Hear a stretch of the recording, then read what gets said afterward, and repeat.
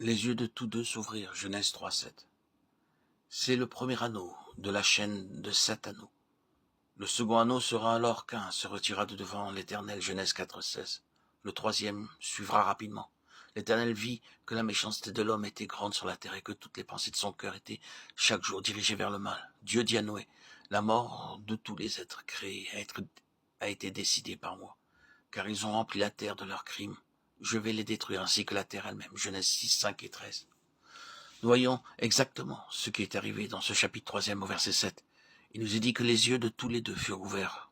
Cela signifie que la conscience s'éveilla, et, de plus, une mauvaise conscience, puisqu'à ce moment la conscience n'avait pas été la faculté dominante. Peut-être avait-il été inconscient d'avoir une conscience, mais désormais leur conscience est devenue vivante, et c'est parce qu'elle est une mauvaise conscience qu'ils agirent comme ils le firent et se cachèrent. Cela parut avec Adam, et ce que nous devons voir, c'est qu'il faut un remède au mal qui parut avec Adam. Il faut qu'il y ait une délivrance de la mauvaise conscience et l'engagement d'une bonne conscience envers Dieu. La race d'Adam en elle-même est entièrement incapable de donner cet engagement d'une bonne conscience. Peu importe de quelle manière la conscience agit dans l'homme naturel, elle révèle toujours la condamnation. Car dans l'homme naturel, la conscience parle, soit pour accuser, soit pour excuser. Et ces deux choses représentent condamnation. Comme la conscience est mauvaise et que l'homme est incapable de donner l'engagement d'une bonne conscience envers Dieu, cela signifie que devant Dieu, l'homme est mort. Il est mort pour Dieu.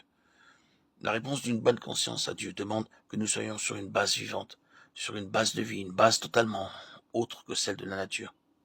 Aussi voyons-nous dans 1 Pierre 2, 3, 21 l'engagement d'une bonne conscience envers Dieu par la résurrection de Jésus d'entre les morts. Or, c'est à cela que nous amène Noé. Nous avons ici la question de la vie liée à la réponse d'une bonne conscience envers Dieu par la résurrection. Car la vie est une bonne conscience, marchant ensemble, ou bien une bonne conscience envers Dieu est liée à la vie. Retournons d'un pas en arrière dans notre méditation sur Abel. Abel avait en elle toute cette question liée au côté de la mort, de l'œuvre de la croix.